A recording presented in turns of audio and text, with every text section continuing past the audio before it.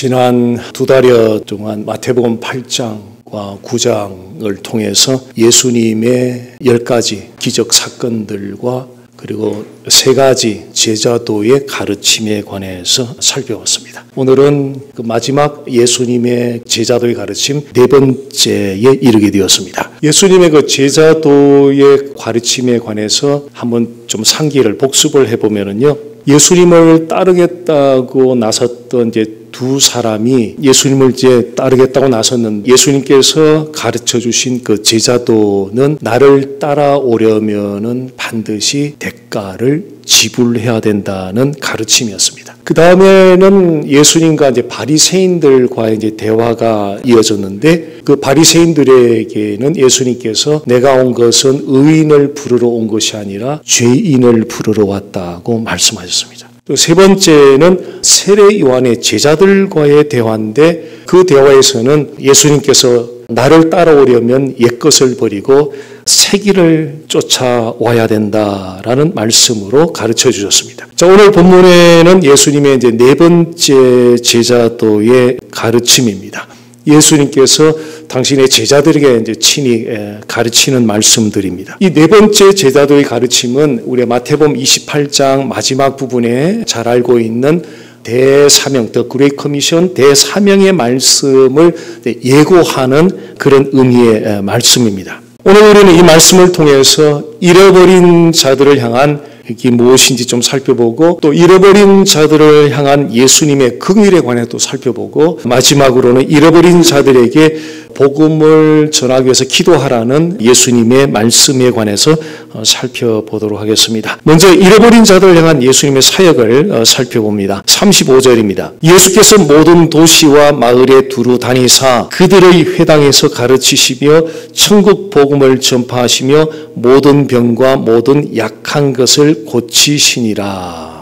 사실 마태는 이전에도 예수님의 사역 같은 방식으로 이미 설명을 했었습니다. 마태복음 4장 23절 말씀을 보면은요. 예수께서 온 갈릴리에 두루 다니사 그들의 회당에서 가르치시며 천국 복음을 전파하시며 백성 중에 모든 병과 모든 약한 것을 고치시니. 잠시 후에 마태가 왜 이 반복적으로 이 말을 하게 되는지에 대해 살펴보겠습니다. 그에 앞서서 먼저 이 32~5절에서 예수님께서 지금 하신 그 사역의 내용들 가르치시고 또 전파하시고 고치신 치유 사역에 관해서 좀 살펴보도록 하겠습니다. 예수님은 어느 특정 도시의 한 장소에 머무르셨던 것이 아니라 모든 도시들, 모든 지역을 다 다니셨고 또 어느 특정 계층의 사람들에게만 찾아간 것이 아니라 모든 계층, 모든 신분의 사람들에게 다 찾아가셨습니다. 예수님께서 모든 지역을 다 찾아가시고 또 모든 계층, 모든 신분의 사람들을 다 찾아가셨다는 것은 예수님은 기다리셨던 것이 아니라 먼저 찾아가셨다는 것이죠. 어쩌면 이게 교회와 일반 비즈니스와의 차이점일 것입니다.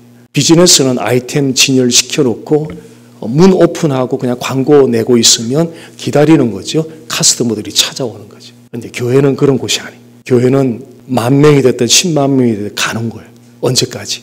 아버지 자식 찾을 때까지. 다 찾을 때까지. 10명 자식이 있는데 9명 들어왔다고 이제 됐어. 그런 부모가 어디 있어요? 마지막 찾을 때까지 가는 거죠.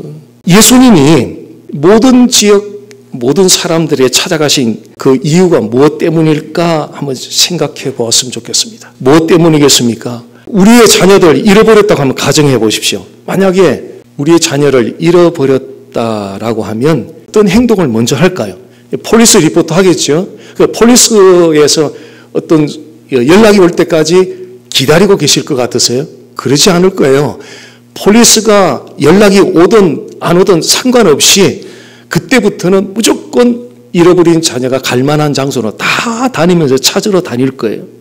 그것도 급히 다닐 거예요. 브라질의 리우데자네이루라고 하는 정말 아름다운 세계에서 한 3대에 꼽히는 아름다운 해변 도시가 있는데요. 그것은 멀지 않은 지역에 아주 작은 시골 마을이 있습니다. 근데 거기에 어떤 한 여인이 있었는데 여인에게는 티네이저 딸이 있었는데 너무 예뻤어요. 이 딸이.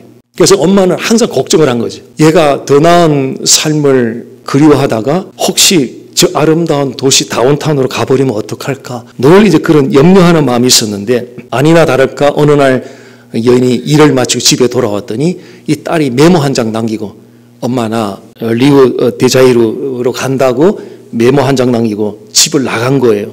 그러니까 엄마는 집에 가지고 있는 캐시 뭐 모든 걸 다 동원해서 이제 딸을 찾으러 갔습니다. 다운타운에 가자마자 사진관을 먼저 갔어요. 그 사진관에 가서 사진 먼저 찍고 그 다음에 이제 카드를 하나 만드는데 본인 사진이 담긴 그 카드를 수많은 그 카드를 만든 거예요. 그러니까 비용이 굉장히 많이 든 거죠. 그리고 카드를 들고 딸이 갈 만한 장소, 호텔, 식당, 영화관, 나이트클럽, 갈 만한 장소는 다 다니면서 그 벽에 특히 거울 있는데 다 붙여놓은 거예요, 카드를. 몇 달 동안 그렇게 딸을 찾아 헤매다가 결국은 찾지 못하고 집으로 돌아왔습니다. 엄마가 돌아가고 난 다음에 얼마 안 있어서 이 딸이 호텔에 묵고 있다가 호텔 방에서 나와서 라비로 내려오는 그 계단에 내려오는데 그 벽에 나대 익은 그 사진이 하나 이렇게 카드에 붙여져 있는 걸 본 거예요. 다름이 아니라 본인 엄마예요. 자기 엄마. 그래 카드를 빼서 이렇게 뒤를 돌아보는데 이렇게 써 있는 거예요. I do not care what you have become. I do not care what you have done. Please, please come home. 내가 어떤 사람이 되어 있는지 상관없어. 내가 지금까지 무슨 일을, 무슨 죄를 범하고 다니는지 엄마는 전혀 상관없어. Please come home. 집에 돌아오기만 해. Please come home. 이것이 예수님께서 모든 지역, 모든 사람들을 찾아가신 중요한 이유입니다. 집으로 돌아오라는 거죠. 그 집은 우리를 지으시고 우리를 구원하여 주시는 하나님의 품이잖아요. 우리를 지어주시고 우리를 구원해 주시는 그 하나님의 품이 우리의 고향이잖아요. 성경은 예수님을 믿지 않는 사람들을 로스트, 잃어버린 자들이라고 이렇게 묘사를 합니다. 그래서 예수님은 잃어버린 자들, 잃어버린 자녀들을 그들이 집 나간 자녀들이 하나님 품을 떠난 자녀들이 스스로 알아서 돌아올 때까지 집에서 기다리고 계셨던 것이 아니라 먼저 찾아가신 거죠. 그래서 우리에게도 가라고 지금 명령하고 있는 거죠. 그러므로 하늘과 땅의 권세를 가진 권세를 내게 주셨어요. 그러므로 therefore go. 그러므로 너희는 가서, 너는 가서, 너는 가서. 자, 이 말씀이 어떤 소설책 속에 나오는 제3자의 말로 듣지 말고요. 하늘과 땅의 권세를 가진 하나님께서 지금 너에게 너는 가서라고 하는 이 명령을 대면해서 받을 수만 있다면, 대면해서 받을 수만 있다면, 그분의 말씀에 관한 것이 아니라 직접 대면해서 받을 수만 있다면 우리의 삶의 모습들이 많이 달라질 수 있지 않겠는가. 잃어버린 자들을 찾아가는 방법은 아주 다양합니다. 텍스트를 통해서, 카톡을 통해서, 전화를 통해서, 취미 활동을 통해서, 현장, 전도 현장을 통해서 내가 믿는 예수를 이야기한다는 게 쉬운 일은 아니잖아요. 그런데 한번 기억해 보십시오. 내가 믿는 예수를 내가 순종해서 전한 것 때문에 잃어버린 자들이 그들의 영원한 운명이 바뀌는 그 하나님의 디딤돌로 쓰임받는다는 것을 생각해 보십시오. 가라는 이 명령에 순종할 수 있는 쉬운 방법 한 가지를 오늘 좀 소개해 드리겠습니다. 현관 테이블에 영어하고 한글 복음 전도지가 있거든요. 그 복음 전도지 필요한 만큼 가져가셨어요. 일주일에 한 사람에게 한 장만 한번 전달하는 것을 시작해 보십시오. 그것이 내가 예수님 믿는다는 것을 하나님 앞에 감사할 수 있는 대표적인 방법이 아니겠습니까? 최소한 한 사람에게. 그 전도지 안에는요, 뭐가 있느냐면 세상에서 가장 위대한 기프트, 선물이 들어있어요. 영생이 들어있어요. 그러니까 이거를 인식하지 못하는 사람들은 그 종이 쪽 한 장 나눠준다고 생각해. 그것을 읽다가 성령 역사에서 예수 영접하고 영원한 운명이 바뀌는 사람들이 일어나고 있거든요. 참고로 좀 도움이 됐으면 싶어서 이 전도지를 받은 사람들의 이미지를 몇 장 좀 보여드리겠습니다. McDonald, a homeless man has been reading the gospel booklet. 예, 할리우드 쪽에 있는 맥도날드에서 제가 드렸더니 1시간 동안 저걸 읽고 있더라고요. 그래서 제가 컴퓨터 작업을 하면서 보면서 저도 모르게 울었어요. 다음, at the rest area, Pakistani man is reading the gospel booklet. 예, 파키스탄 사람인데요. 그 휴게소 그 레스트 에어리에서 제가 준 그 복음 전도지가 읽고 있어요. 이렇게. 다음 봅니다. Yeah, two young men sitting in front of H-Mart were reading the gospel booklet. H-Mart 앞에 이 히스패닉 청년 두 사람이에요. 영어권인데 제가 줬더니 앉아서 이렇게 꼼꼼하게 읽고 있네요.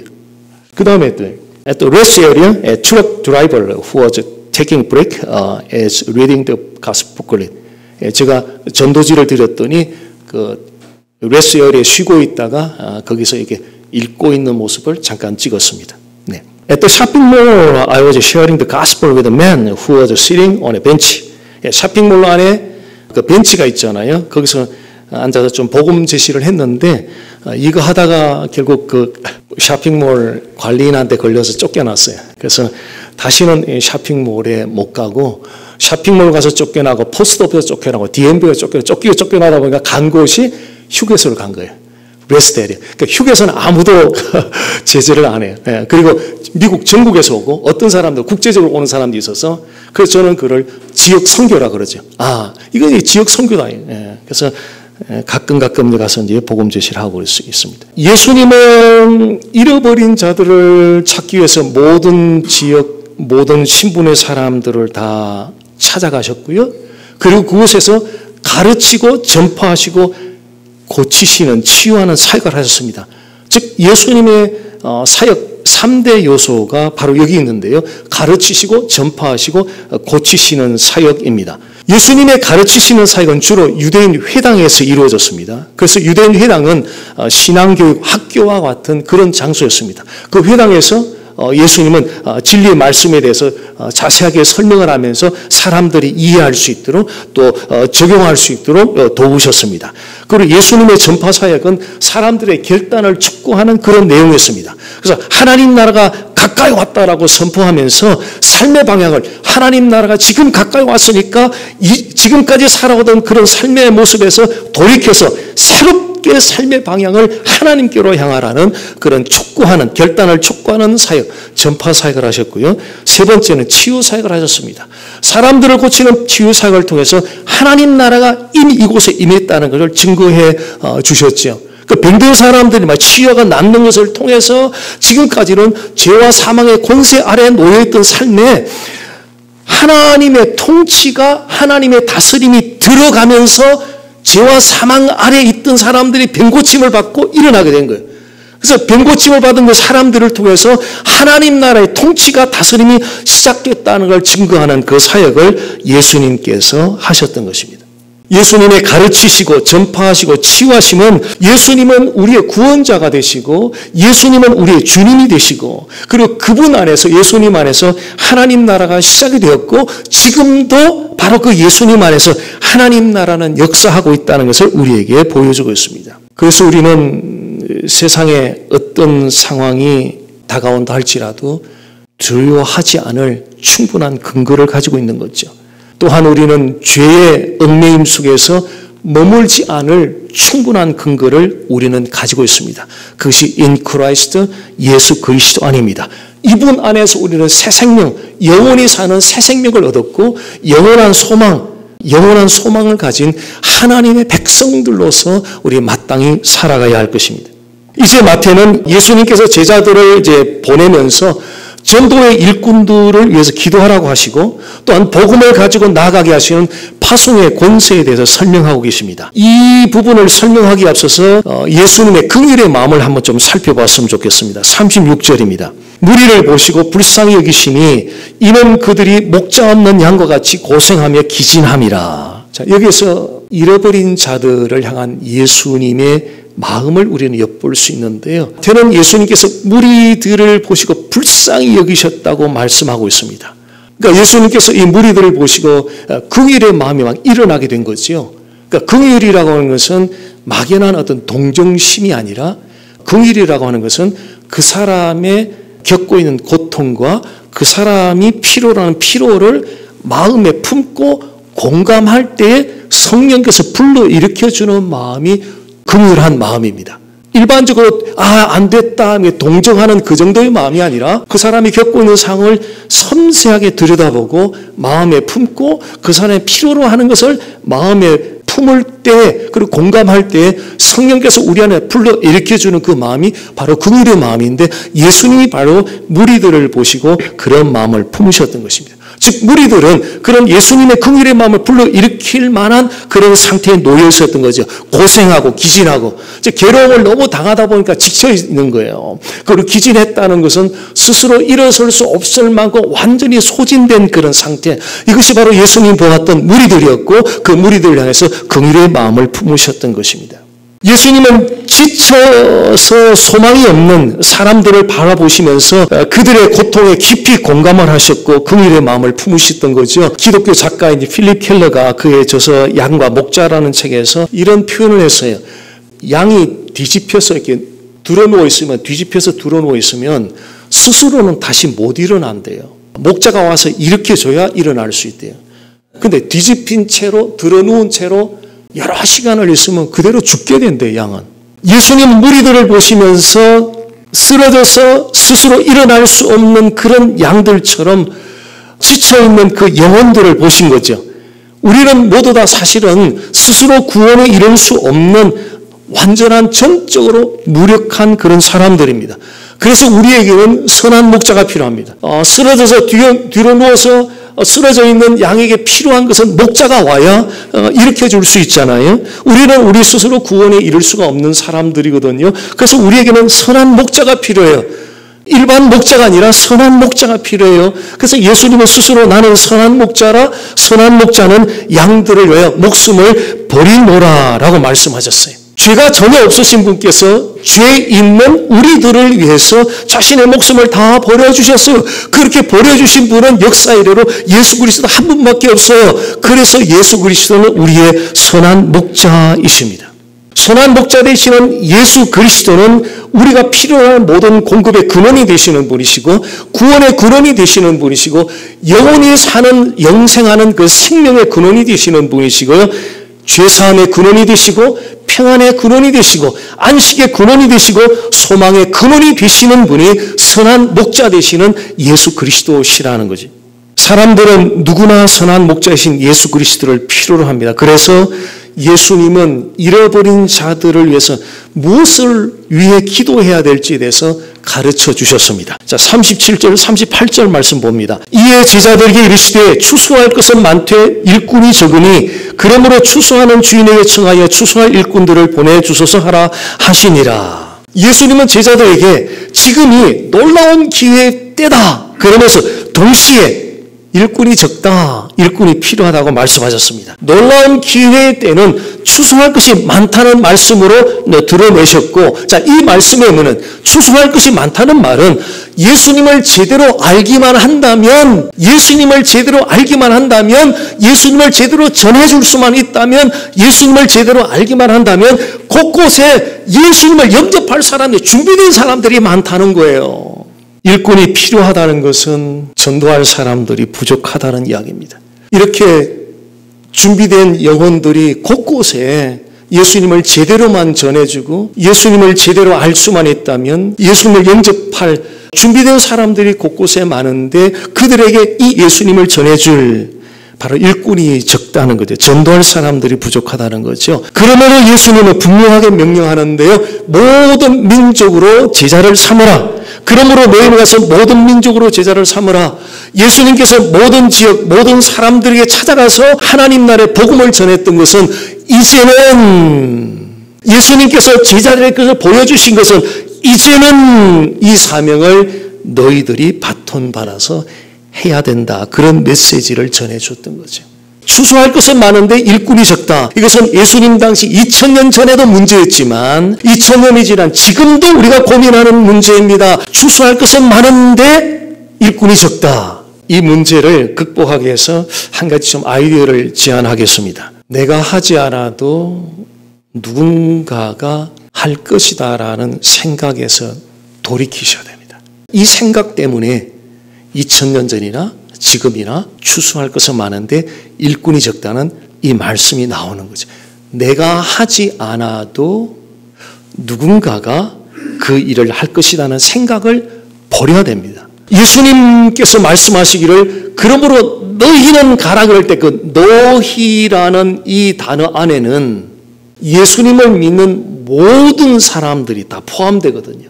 전도에 은사 받은 사람 너희들로 그렇게 말씀한 것이 아니라 예수님을 영접한 모든 그리스도인들에게 명령한 거예요. 너희는 가서 우리 모두를 가리키는 거죠. 예수님을 믿는 일부 사람들이 순종해서 잃어버린 자들이 가는 것을 그렇게 기뻐하지 않을 겁니다. 예수님은 모든 사람들이 예수님 말씀에 순종해서 잃어버린 자들에게 찾아 나설 때 예수님은 참으로 기뻐할 거라는 거죠. 자, 이해를 돕기 위해서 질문 하나를 드려보겠습니다. 예수님을 믿지 않는 사람들을 하나님께로 인도하기 위해서 누가 가야 합니까? 쉽게 말해 전도는 누가 해야 됩니까? 보기를 한번 드려보면요. 자, 목사님, 선교사님, 3번은 내가. 어느 거예요? 예수님 믿지 않는 사람들 하나님께 인도하기 위해서 누가 가야 돼요? 내가 가야 돼. 내가 가야 돼요. 내가 가야 돼요. 목사님들은 성도들이 가기를 바라고, 성도들은 목사님들이 가기를 바라고, 근데 양쪽 다 안 가고 평행선을 거니 가만히 오기만을 기다리는 그런 모습들.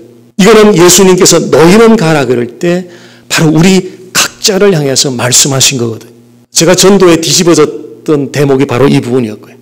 수없이 설교도 많이 하고 성경 공부도 많이 했는데 저는 언제나 너희는이란 객관적으로 봤어요. 근데 어느 날 하늘과 땅의 권세를 가진 그분이 여목사 그 말씀 앞에 딱 대면하는데 그 이상 물러설 수가 없었어요. 여태까지 제가 그 말씀에 관해서만 찰도 설명을 하고 찰도 설교를 했는데 한 번도 대면에서 받아본 적이 없이 그렇게 해왔던 저 자신을 발견했던 거죠.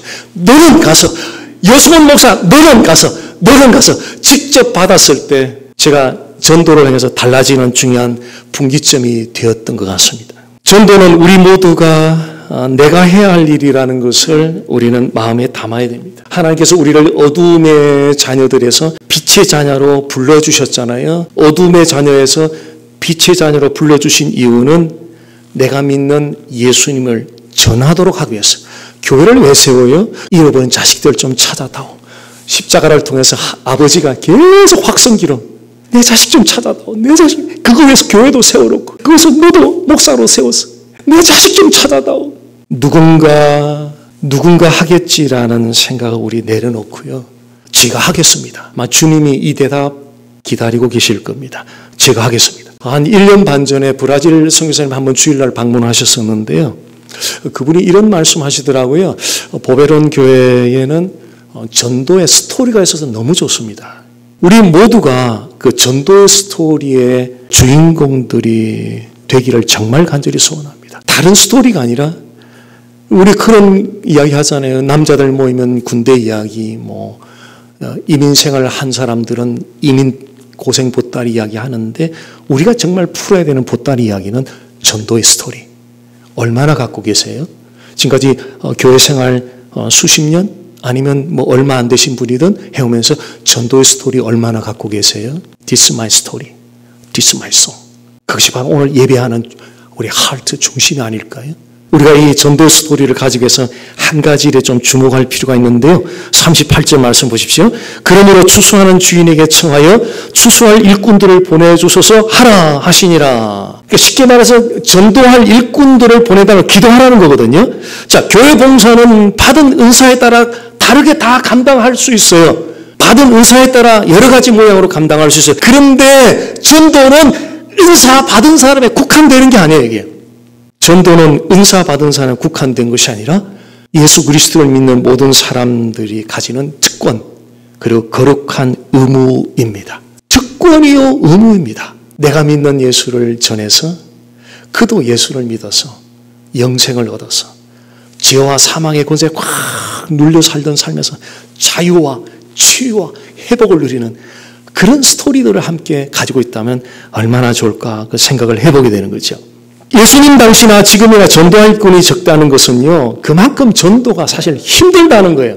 쉽지 않다는 거예요. 정말 힘들어요. 자, 전도할 일꾼들이 누구겠습니까? 바로 우리 자신들이잖아요. 그래서 우리가 이렇게 좀 기도했으면 좋겠습니다. 주님, 저를 전도의 일꾼으로 사용하여 주옵소서. 전도할 수 있는 담대함과 기회를 주옵소서. 우리가 기도하면 하나님이 움직이시죠. 우리 마음을 움직이시죠. 기도하니까 잃어버린 자들에 관심이 가기 시작해요. 자, 사랑한다는 말은 기도한다는 말이에요. 기도하지 않는데 사랑한다? 그럼 뭔가 불충분한 게 많을 거예요. 기도하면 신경이 그 사람에 가요. 관심이 가요. 사랑하게 돼요. 기도하면 잃어버린 자들 교회 다니는 안 다니는 전혀 관심 없었는데 기도하니까 어느 날부터 막 관심이 생기기 시작하는 거예요. 그리고 그 영혼에 대한 막 저분들을 인도하기 위한 열정이 생기기 시작하고 나중에는 그분들에게 예수님을 전할 담대함과 용기까지 생기면서 전도가 이루어지는. 그래서 바로 이 전도가 기도에서도 시작된다는 거죠. 기도하지 않으면 반대로 관심이 안 생겨요. 말로는 우리가 나이스하게 할 수 있지만, 말로는 인사치레로 할 수 있지만 그 속에서 진짜 사랑하는가, 진짜 관심을 기울이고 있는가, 정말 위하고 있는가는 기도하지 않으면 그런 마음이 생기질 않아요. 기도하지 않으면 열정도 일어나지 않아요. 기도하지 않으면 결국 담대함과 용기도 생기질 않는 거예요. 그러니까 전도가 이루어지지 않는 거예요. 결국 전도의 출발은 기도에서부터 시작된다는 거예요. 기도하면 하나님이 들으시죠. 하나님이 일하기 시작하죠. 결과로 어느 순간에 나도 모르게 자꾸 그냥 이렇게 막 전도의 흉내가 나가기 시작하고 관심이 생기기 시작하는 거예요. 전도가 실제 되는 우리 자신을 발견하게 된 거예요. 감격스러운 일이죠. 예수님의 네 번째 제자들의 핵심은 잃어버린 자들을 하나님께로 인도하기 위하여 우리 스스로가 전도의 일꾼이 되기를 위해 기도하라는 내용이 핵심 내용입니다. 나 자신을 하나님의 전도자로 세워달라고 기도하라는 것이 바로 네 번째 제자들 가르침의 핵심 내용입니다. 우리가 기도하면 하나님이 일하시고요. 우리가 전도하면 하나님이 일하시고요. 하나님이 일하실 때 험악한 세상을 향해서 달려가던 사람들이 그들이 하나님께로 돌아오게 하는 그 일을 하나님이 일하시면 그들이 돌아오는 놀라운 감격스러운 일이 일어나게 된다는 거죠. 11월과 12월은 한 해 가운데서 많은 사람들이 낙심하고 우울해하는 시기입니다. 왜냐하면 수확의 계절이잖아요. 근데 손에 든 거 보니까 기대만큼 든 게 별로 없어요. 그리고 연말이라고 하는 들뜬 분위기가 있잖아요. 사회는 들떠 있는데 또 수확의 계절인데 기대만큼 실적도 안 되고 진즉에 우리 자신은 그렇지 못할 때 자신의 현실에 대해서 비관하면서 낙심하고 우울해지게 됩니다. 가장 사람들이 1년 중에서 낙심하고 우울해하는 시기가 11월, 12월입니다. 그래서 통계에 의하면 자살률도 가장 높은 시기라고 나와 있는 것 같아요. 반대로 역설적으로 말하면 그들을 건져낼, 도와줄 가장 전도하기 가장 좋은 시즌이 바로 11월, 12월입니다. 전도지 한 장 건네주는 것, 한 사람의 운명과 삶의 방향을 완전히 바꿔놓을 수 있습니다. 우리의 전도 목표는 교회가 마지막 장소는 아니에요. 제가 현장에서 만나는 많은 사람들, 말로 다 설명드리지 못하는 사람들, 현장에서 많은 스토리들이 있습니다. 우리의 목표는 저 나라 같이 가자는 거죠. 그분 집에 같이 가자는 거죠. 전도 과정에서 우리 교회에 오는 사람들도 생기는 거예요. 교회가 궁극적인 전도의 마지막 장소가 아니에요. 하나님 나라 가자는 거죠. 우리 같이 영원한 하나님 나라로 가자는 거예요. 미국 사람이든 히스패닉이든 항상 상관없어요. 다 같이 우리 저 나라 가자는 거예요. 그 전도 과정에서 가뭄에 콩나듯이 이렇게 몸된 교회로 오는 사람들도 있는 거예요. 내 교회 오는 사람들을 전도하려고 할 사람이 없어요. 없어요. 내 주변 아는 사람은 할 사람이 없어요. 그러나 하나님 나라로 인도한다 생각하면 나가면 전도할 사람이 너무너무 많아요. 자, 전도하는 자의 생애가 얼마나 영광스러운지를 다니엘서 말씀을 함께 읽으면서 오늘 말씀을 마치겠습니다. 함께 읽겠습니다. 많은 사람을 옳은 대로 돌아오게 한 자는 별과 같이 영원토록 빛나리라. 이 옳은 데가 하나님께로입니다. 많은 사람들을 하나님께로 돌아오게 하는 사람들은 별과 같이 빛난다.